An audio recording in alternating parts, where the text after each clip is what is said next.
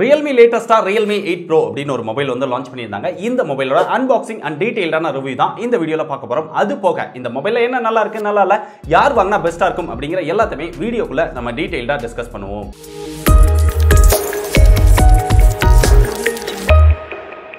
இந்த Realme 8 Pro கூட Realme 8 அப்படின ஒரு மொபைல் லான்ச் பண்ணிருந்தாங்க. அந்த மொபைலை நம்ம ஏற்கனவே அன்பாக்ஸ் பண்ணி டீடைல்டா ரிவ்யூ வீடியோ போட்டுருக்கோம். நீங்க இன்னும் அந்த வீடியோ பார்க்கல அப்படினா இங்க கார்ட்ல கொடுத்திருக்கேன். தேவைப்படுறவங்க மறக்காம செக் பண்ணி பாருங்க. அது போக இந்த Realme 8 Pro இந்த ரெண்டு மொபைலுமே Redmi Note 10 சீரிஸ் கூட நம்ம டீடைல்டான கம்பேரிசன் வீடியோ போட்டுருக்கோம். நீங்க இன்னும் அந்த வீடியோ பார்க்கல அப்படினா இந்த மூணு வீடியோட லிங்க்குமே டிஸ்கிரிப்ஷன்ல கொடுத்திருக்கேன். தேவைப்படுறவங்க அதை செக் பண்ணி பாருங்க. இப்போ Realme 8 Pro ஓட அன்பாக்சிங் முதல்ல பார்த்துட்டு வந்துருவோம். அன்பாக்சிங் அப்படின்னு பார்த்தா இங்க பெருசா ஒன்றும் டிஃபரெண்டா கிடையாது. எப்பயும் போல கொடுக்குற மாதிரி தான் கொடுத்துருக்காங்க. எப்பயும் கொடுக்குற மாதிரி ஒரு எல்லோ கலர் பாக்ஸ் தான் இந்த டைமும் இருக்குது. பாக்ஸ்க்குள்ளயாவது ஏதாவது டிஃபரெண்டா இருக்கா அப்படின்னு பார்த்தா அங்கேயும் ஒன்றும் கிடையாது. எப்பயும் கொடுக்குற மாதிரி உள்ள வந்து Realme 8 Pro மொபைல் இருக்குது. அதுக்கப்புறம் ஒரு நல்ல குவாலிட்டியான TPU கேஸ் கொடுத்துருக்காங்க. ரொம்ப பியூர் ஒயிட்டான TPU கேஸ் அப்படின்னு சொல்ல முடியாது. கொஞ்சம் ஆஷ் கலர் மாதிரி தான் இருக்கு. இருந்தாலும் Realme 8 அளவுக்கு இங்க டார்க்கான TPU கேஸ் கிடையாது. இதுக்கப்புறம் பாக்ஸ்க்குள்ள எப்பயும் கொடுக்குற மாதிரி சிம் எஜெக்டர் டூல் இருக்கு. ரீடிங் மெட்டீரியல்ஸ் இருக்குது. டைப் சி USB கேபிள் கொடுத்துருக்காங்க. சார்ஜிங்காக ஃபாஸ்ட் சார்ஜிங் அடாப்டர் கொடுத்துருக்காங்க. 65 வாட் அடாப்டர் கொடுத்துருக்காங்க. இவ்வளவுதான் பாக்ஸ்க்குள்ள இருக்கு. வேற எதுவுமே பாக்ஸ்க்குள்ள கிடையாது. இப்போ மொபைலை பத்தி டீடைலா பார்ப்போம். முதல்ல பிசிக்கல் பிளேஸ்மென்ட். மொபைல்ல என்னெல்லாம் கொடுத்துருக்காங்க அப்படின்னு பார்த்துட்டு வந்துருவோம். இங்க டாப்ல பார்த்தோம் அப்படின்னா செகண்டரி நாய்ஸ் கேன்சலேஷன் மைக் கொடுத்துருக்காங்க. அப்படியே ரைட் சைடுல வந்தோம் அப்படின்னா வால்யூம் அப் டவுன் பட்டன் இருக்கு. கீழே வந்து பவர் பட்டன் இருக்கு. பாட்டம்ல பார்த்தோம் அப்படின்னா இங்க 3.5 mm ஜாக் இருக்குது. மைக் இருக்குது. சார்ஜிங் போர்ட்காக டைப் சி போர்ட் கொடுத்துருக்காங்க. இங்க ஸ்பீக்கர் கொடுத்துருக்காங்க. அப்படியே நம்ம லெஃப்ட் சைடுல வந்தோம் அப்படின்னா இங்க சிம் ஸ்லாட் கொடுத்துருக்காங்க. Dual sim with dedicated SD card slot கொடுத்துருக்காங்க. சோ பிளேஸ்மென்ட் அவ்வளவுதான். அடுத்ததா இங்க டிசைன் அப்படின்னு பார்க்கும்போது Realme 8 Pro மொபைலும் Realme 8 மாதிரியே நல்ல ஒரு லைட் வெயிட்டான மொபைல் கொடுத்துருக்காங்க. மொபைல் நம்ம கையில் எடுக்கும்போதே ஒரு லைட் வெயிட்டான மொபைலை வந்து நம்மளால ஃபீல் பண்ண முடியுது. அந்த அளவுக்கு ஒரு கம்பாக்டான லைட் வெயிட்டான மொபைல் வந்து இங்க கொடுத்துருக்காங்க. மொபைல் லைட் வெயிட்டா இருக்கிறதுனால இங்க ரியர்ல பிளாஸ்டிக் பேக் தான் கொடுத்துருக்காங்க. ரியர்ல பார்க்கறதுக்கு டிசைன் நல்லா இருந்தாலுமே அந்த பிளாஸ்டிக் பேக் அப்படிங்கறத நம்மளால தொடும்போது உணர முடியுது. Realme 8லயும் பிளாஸ்டிக் பேக்கா இருந்தாலுமே பார்க்கறதுக்கு ஒரு கிளாஸ் பில்ட் மாதிரி ஒரு ஷைனிங்கான டிசைன் கொடுத்திருந்தாங்க. பட் இங்க வந்து கொஞ்சம் சொரசொரப்பா இருக்கிற மாதிரியான ஒரு டிசைன் தான் கொடுத்திருக்காங்க. அது போக இந்த கலர்ஸ் வந்து ரொம்பவே அட்ராக்ட் பண்ணுது அப்படின்னு சொல்லலாம். அந்த கேமராலாம் பெரிய பம்ப் கொடுத்து அந்த நாலும் பெருசா கொடுத்திருக்காது. இது ஆல்ரெடி Oppo Vivoல இருந்த ஒரு டிசைன் தான். அந்த டிசைன் இதுலயும் கொண்டு வந்தது ரொம்பவே அட்ராக்ஷனா இருக்குது. ஆனா இதுல பிடிக்காத ஒரு விஷயம் என்ன, அந்த Dare to Leap அப்படின்னு அவங்களுடைய பிராண்டிங் நேம் பெருசா போட்டுக்கிறது வந்து எனக்கு பிடிக்கல. இத நிறைய டைம் வந்து சொல்லியிருக்கேன். இதுலயும் நான் மென்ஷன் பண்றேன். அது போக அவங்களுடைய பிராண்ட் நேம் இங்க Realme அப்படின்னு சின்னதா போட்டிருக்காங்க. இது மட்டும் கொடுத்திருந்தாலே நல்லா இருந்திருக்கும். சோ ஓவராலா ரியர் லுக் நல்லாவே இருந்தாலுமே இங்க பிளாஸ்டிக் பேக் தான் கொடுத்திருக்காங்க. அப்படியே நம்ம இங்க ஃப்ரண்ட்ல வந்தோம் அப்படின்னா Realme 7 Proல என்ன டிஸ்ப்ளே இருந்ததோ அதே டிஸ்ப்ளே தான் இங்கேயும் கொடுத்திருக்காங்க. 6.4 இன்ச்ல Full HD Plus Super AMOLED display கொடுத்திருக்காங்க. இங்க பிரைட்னஸ் வந்து 1000 nits கொடுத்திருக்காங்க. ஆனா இந்த டிஸ்ப்ளேல எந்த ஒரு அப்கிரேடுமே இல்ல அப்படின்னு சொல்லலாம். Realme 7 Proலயும் 60 Hz டிஸ்ப்ளே தான் கொடுத்திருந்தாங்க. Realme 8 Proலயும் இங்கேயும் 60 Hz டிஸ்ப்ளே தான் கொடுத்திருக்காங்க. ஆனா இங்க டச் சாம்பிளிங் ரேட் பார்த்தோம்னா 180 Hz கொடுத்திருக்காங்க. அதனால கொஞ்சம் ஒரு ஸ்மூத்தான எக்ஸ்பீரியன்ஸ் வந்து இந்த டிஸ்ப்ளேல நம்மளால உணர முடியுது. இருந்தாலும் 60 Hz அப்படிங்கிறது இந்த டிஸ்ப்ளேல போதுமானதா இல்ல. 90 Hz இல்ல 120 Hz அப்படின்னு கொஞ்சம் எக்ஸ்ட்ராவான ரெஃப்ரெஷ் ரேட் கொடுத்திருந்தாங்க அப்படின்னா டிஸ்ப்ளே வந்து இன்னும் மாசா இருந்திருக்கும். மத்தபடி இந்த டிஸ்ப்ளேல மல்டிமீடியா எக்ஸ்பீரியன்ஸ் வந்து நல்லாவே இருக்கு அப்படின்னு சொல்லலாம். அந்த வீடியோ பார்க்கும்போது கலர்ஸ் இது எல்லாமே ரொம்ப சூப்பரா இருக்குது. நல்ல ஷார்ப்பான ஒரு பிரைட்டரான டிஸ்ப்ளே தான் இங்க கொடுத்திருக்காங்க. சோ ஓவராலா டிஸ்ப்ளே எக்ஸ்பீரியன்ஸ் வந்து நல்லாவே இருக்கு. ஆனா இந்த டிஸ்ப்ளேல 60 Hz ரெஃப்ரெஷிங் ரேட் தான் கொடுத்திருந்தாலுமே ஒரு நல்ல டிஸ்ப்ளே தான் இந்த பிரைஸ் செக்மென்ட்க்கு எடுத்துட்டு வந்திருக்காங்க. ஆனா Redmi Note 10 சீரிஸோட கம்பேர் பண்ணீங்க அப்படினா இந்த டிஸ்ப்ளே வந்து அந்த அளவுக்கு ஒரு பெட்டரான டிஸ்ப்ளே அப்படின்னு சொல்ல முடியாது. அடுத்ததா இங்க கேமராஸ் அப்படின்னு பார்க்கும்போது ரியர்ல குவாட் கேமராஸ் கொடுத்திருக்காங்க. அதுல பிரைமரி சென்சாரா 108 மெகாபிக்சல் கொடுத்திருக்காங்க. அது போக எப்பயும் கொடுக்கிற மாதிரி ஒரு 8 megapixel ultra wide angle lens, 2 megapixel macro, 2 megapixel black and white sensor அப்படிங்கிற மாதிரி ஒரு குவாட் கேமரா செட்டப் எடுத்துட்டு வந்திருக்காங்க. இங்க 20000 ரூபாய் பிரைஸ் செக்மென்ட்குள்ள Redmi மட்டும் இல்ல Realmeயும் 108 மெகாபிக்சல் எடுத்துட்டு வந்தது ஒரு சூப்பரான விஷயம் அப்படின்னு சொல்லலாம். அதுக்கு அடுத்து இங்க கேமரா ஃபீச்சர்ஸ் அப்படின்னு பார்க்கும்போது நிறைய கேமரா ஃபீச்சர்ஸ் வந்து கொண்டு வந்திருக்காங்க.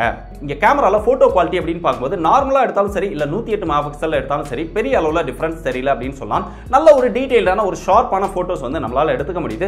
108 மெகாபிக்சலை யூஸ் பண்ணி நீங்க போட்டோ எடுக்கும்போது நல்லா ஜூம் பண்ணி பார்க்கும்போது நமக்கு ஒரு டீடைல்டான போட்டோ கிடைக்குது.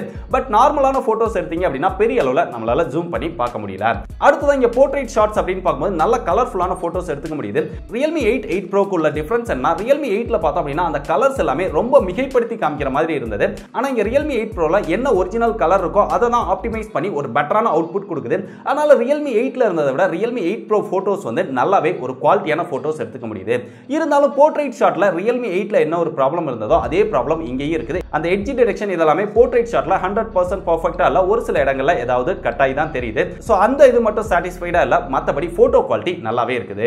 அடுத்ததான் இங்க மேக்ரோ போட்டோஸ் அப்படின்னு பார்க்கும்போது அல்ட்ரா மேக்ரோ அப்படின்னு அவங்க ஹைலைட் பண்ணியிருந்தாலுமே பெரிய அளவுல சொல்ற அளவுக்கு இல்ல. 2 மெகாபிக்சல் அப்படிங்கறதுனால நம்மளால நல்ல போட்டோஸ் எடுத்துக்க முடியுது. அந்த போட்டோஸ் வந்து அந்த அளவுக்கு ஷார்ப்பான ஒரு குவாலிட்டியான போட்டோஸ் இல்ல, பேருக்கு நம்மளால மேக்ரோ போட்டோஸ் எடுத்துக்க முடியுது.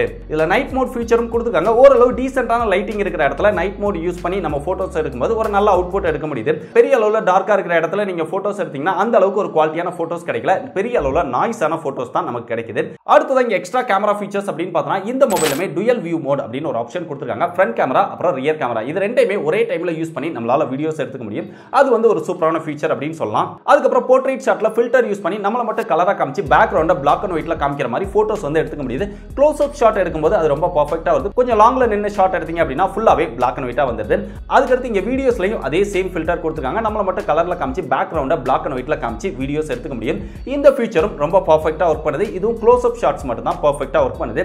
இந்த ரெண்டு ஃபீச்சருமே செல்ஃபிலையும் கொடுத்திருக்காங்க, ரியர் கேமராலையும் கொடுத்திருக்காங்க. அதனால நம்மள மட்டும் கலர்ல காமிச்சு ரியர்ல வந்து பிளாக் அண்ட் ஒயிட்டா நம்மளால வீடியோஸ் அண்ட் போட்டோஸ் இது ரெண்டுமே பெர்ஃபெக்ட்டா எடுத்துக்க முடியுது. அடுத்ததா இல்ல ஸ்டாரி மோட் கொடுத்திருக்காங்க. டில்ட் ஷிஃப்ட் ஃபீச்சர் வந்து போட்டோஸ் அண்ட் வீடியோஸ் இது ரெண்டுக்குமே கொடுத்திருக்காங்க. டில்ட் ஷிஃப்ட் ஃபீச்சர் அப்படிங்கிறது போர்ட்ரைட் ஷாட்டையே கொஞ்சம் பெட்டர் பண்றது அப்படின்னு சொல்லலாம். நீங்க ஒரு பர்టిక్యులர் ஆப்ஜெக்ட்டை மட்டும் ஃபோக்கஸ் பண்ணிட்டு அதை சுத்தி இருக்கிற விஷயங்கள் எல்லாம் பிளரா தெரியணும் அப்படிங்கிற மாதிரி எடுக்கணும் அப்படின்னா இந்த டில்ட் ஷிஃப்ட் ஃபீச்சரை யூஸ் பண்ணி இங்க சர்க்கிளா தெரியணுமா இல்ல ஸ்கொயரா தெரியணுமா அப்படிங்கிற மாதிரி ஆப்ஷனை சூஸ் பண்ணிட்டு அதை ஈஸியா நம்மளால அட்ஜஸ்ட் பண்ணிக்க முடியுது. அட்ஜஸ்ட் பண்ணதுக்கு அப்புறம் அதை போட்டோஸ் வீடியோஸ் இந்த மாதிரி அதை யூஸ் பண்ணி எடுத்துக்க முடியுது. சோ இந்த மாதிரி எக்கச்சக்கமான கேமரா ஃபீச்சர்ஸ் கொடுத்திருக்காங்க. கேமரா ஃபீச்சர்ஸ் பத்தி மட்டுமே நம்ம ஒரு வீடியோல பேசலாம். அந்த அளவுக்கு இதுல நிறைய கேமரா ஃபீச்சர்ஸ் இருக்குது. கேமரா ஃபீச்சர்ஸ் பத்தி உங்களுக்கு டீடைல்டான ஒரு டெடிகேட்டட் வீடியோ வேணுமா அப்படின்னா மறக்காம கீழ கமெண்ட் பண்ணுங்க. நிறைய கமெண்ட்ஸ் வந்தது அப்படின்னா நான் இதுக்கு ஒரு டீடைல்டான டெடிகேட்டட் வீடியோ பண்ண முயற்சி பண்றேன். அடுத்தது இங்க செல்ஃபி கேமரா அப்படின்னு பார்க்கும்போது Realme காலங்காலமா கொடுத்துட்டு இருக்கிற அதே 16 megapixel selfie camera Sony IMX471 அப்படிங்கிற ஒரு சென்சார் தான் இந்த மொபைலையும் கொடுத்திருக்காங்க. இதை நம்ம நிறைய மொபைல்ஸ்ல வந்து செக் பண்ணிருக்கோம். Realme 8ல கூட ரீசெண்டா செக் பண்ணோம். சோ அதே தான் இந்த Realme 8 Proல இருக்கு. Realme 8க்கும் Realme 8 Proக்கும் நம்ம டிஃபரன்ஸ் பார்த்தோம் அப்படின்னா போட்டோ குவாலிட்டி கிட்டத்தட்ட சேமா இருக்கு அப்படின்னு சொல்லலாம். பட் Realme 8ல பார்த்தோம் அப்படின்னா அங்க MediaTek ப்ராசஸர் அப்படிங்கறனால ஓவர் எக்ஸ்போஷர் அது போக கலர்ஸ் வந்து ரொம்ப அதிகமா எடுத்து கொடுக்குது. அதிகமான கலர் ஓவர் எக்ஸ்போஷர்ல உங்களுக்கு போட்டோஸ் வேணும் அப்படின்னு நினைச்சீங்கன்னா Realme 8 வந்து பெட்டரான சாய்ஸா இருக்கும். பட் Realme 8 Pro வந்து என்ன கலர் இருக்கோ அதுவே பெர்ஃபெக்ட்டா ஆப்டிமைஸ் பண்ணி ரொம்ப சூப்பரான ஒரு போட்டோ குவாலிட்டி கொடுக்குது. Realme 8 விட Realme 8 Pro அந்த ப்ரோன்னு சொல்ற அளவுக்கு இங்க செல்ஃபி போட்டோ வந்து ரொம்பவே பெர்ஃபெக்ட்டா இருக்குது. எனக்கு Realme 8 விட Realme 8 Proல இருக்கக்கூடிய செல்ஃபி போட்டோஸ் தான் ரொம்பவே பிடிச்சிருக்குது.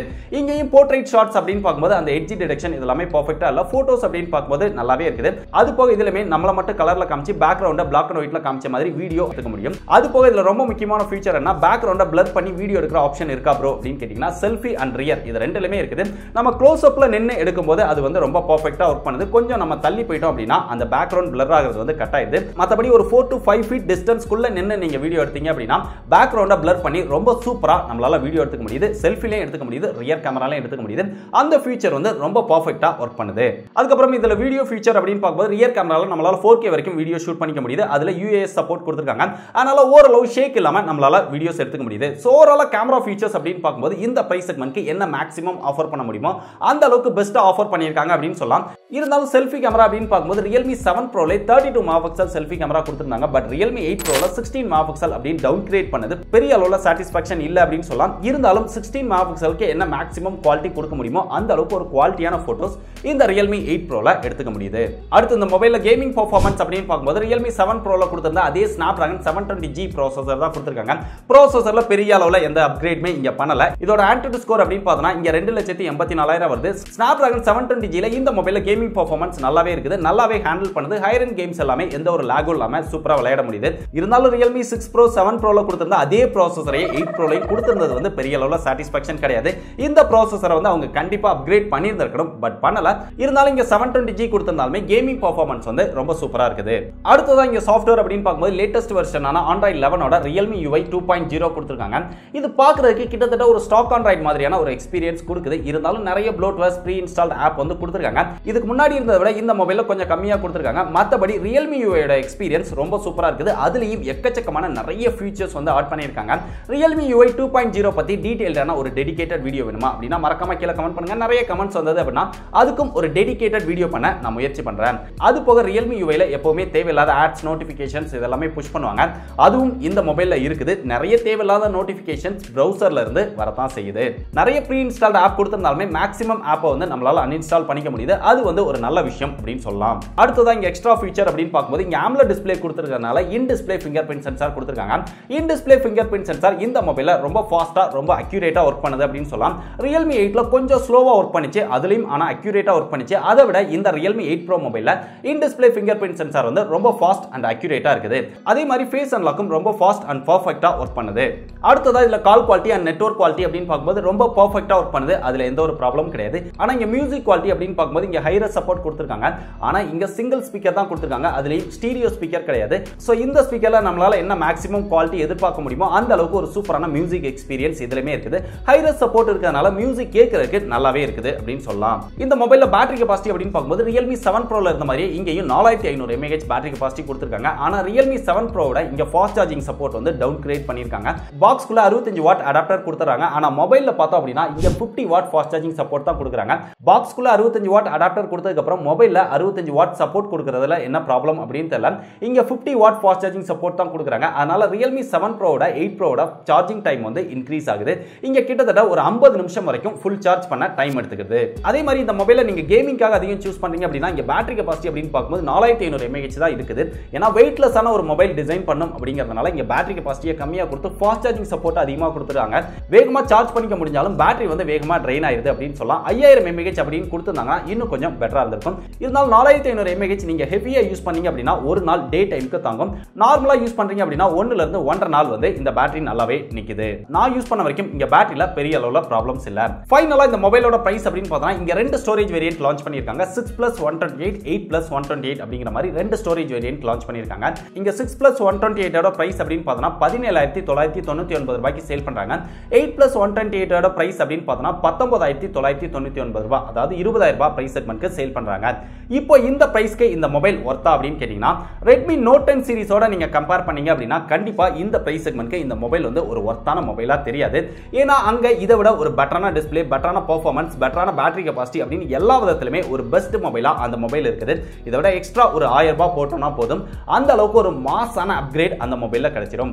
அந்த மொபைலை விட்டுட்டு நீங்க கம்பேர் பண்ணீங்க அப்படின்னா 20000 ரூபாய் பிரைஸ் செக்மென்ட்குள்ள ரெண்டாவதா இந்த மொபைல் வந்து ஒரு பெஸ்டான மொபைலா தெரியும். ஒரு லைட் வெயிட்டான ஒரு சின்ன மொபைல், ஒரு சூப்பரான டிஸ்ப்ளே கொடுத்திருக்காங்க. 60 Hz ரெஃப்ரெஷிங் ரேட்டா இருந்தாலுமே டிஸ்ப்ளேயோட எக்ஸ்பீரியன்ஸ் வந்து பெட்டரா இருக்குது.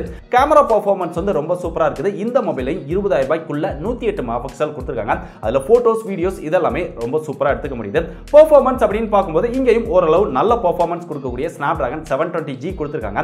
ரொம்ப வருஷமா அவங்களால ப்ராசஸர் அப்கிரேட் பண்ண முடியலனாலுமே இந்த பிரைஸ் செக்மென்ட்க்கு ஓரளவு ஒர்த்தான ப்ராசஸர் தான். இது போக ஓரளவு டீசென்ட்டான பேட்டரி கெபாசிட்டி கொடுத்திருக்காங்க. ஃபாஸ்ட் சார்ஜிங் சப்போர்ட்டும் நல்லா கொடுத்திருக்காங்க. உங்களுக்கு Redmi மொபைல் தேவையில்ல, அதுவும் லைட் வெயிட்டான ஒரு ஸ்லிம்மான, அதுவும் Realme பிராண்ட்ல ஒரு மொபைல் தேவை அப்படின்னு நினைக்கிறவங்க இந்த மொபைலை சூஸ் பண்ணிக்கலாம். இல்ல ப்ரோ எனக்கு எல்லா விதத்திலுமே ஒரு பெஸ்டான மொபைல் வேணும் அப்படின்னு நினைச்சீங்கன்னா Redmi Note 10 Pro, Pro Max வந்து சூஸ் பண்றது பெட்டரான சாய்ஸா இருக்கும். அதுக்கு அடுத்து நீங்க இன்னொரு சாய்ஸ் போணும் அப்படின்னா Realme 8 Pro உங்களுக்கு பெட்டரான சாய்ஸா இருக்கும். சோ Realme 8 Pro மொபைலை நான் டீடைலா செக் பண்ணி இதுல என்ன நல்லா இருக்கு, என்ன நல்லா இல்ல, என்னுடைய எக்ஸ்பீரியன்ஸ் எப்படி இருந்தது அப்படிங்கிற எல்லாத்தையுமே ஷேர் பண்ணிட்டேன். இதுக்கப்புறம் Realme 8 Pro மொபைல் உங்களுக்கு தேவைப்பட்டது அப்படின்னா பெஸ்ட் பை லிங்க் வந்து டிஸ்கிரிப்ஷன்ல கொடுத்துருக்கேன். தேவைப்படுறவங்க அதை கிளிக் பண்ணி பை பண்ணிக்கோங்க. சோ Realme லான்ச் பண்ணியிருக்கிற இந்த Realme 8 Pro மொபைல் பத்தி நீங்க என்ன நினைக்கிறீங்க? Realme 7 Pro ல இருந்து Realme 8 Pro பெரிய அளவுல அப்கிரேட் இல்லனாலுமே இந்த மொபைல் வந்து நல்லா இருக்கா நல்லா இல்லையா, உங்களுடைய ஒப்பீனியன் என்ன அப்படிங்கறத மறக்காம டீடைலா கீழ கமெண்ட் பண்ணுங்க. இந்த மாதிரி நிறைய லேட்டஸ்டான மொபைலோட அன்பாக்சிங் அண்ட் டீடைல்டான ரிவ்யூ பார்த்து தெரிஞ்சுக்க டெக் படீஸை எல்லா சோஷியல் மீடியால ஃபாலோ பண்ணிக்கோங்க. டிஸ்கிரிப்ஷன்ல எல்லா சோஷியல் மீடியாவோட லிங்க் இருக்கு. அது மட்டும் இல்லாம லேட்டஸ்ட் அப்டேட் இன்னும் ஃபாஸ்டா தெரிஞ்சுக்க நம்முடைய டெலிகிராம் குரூப்ல ஜாயின் பண்ணிக்கோங்க. டிஸ்கிரிப்ஷன்ல டெலிகிராம் குரூப்போட லிங்க் இருக்கு. இதே மாதிரி இன்னொரு யூஸ்ஃபுல்லான வீடியோல சந்திக்கிறேன். பாய்.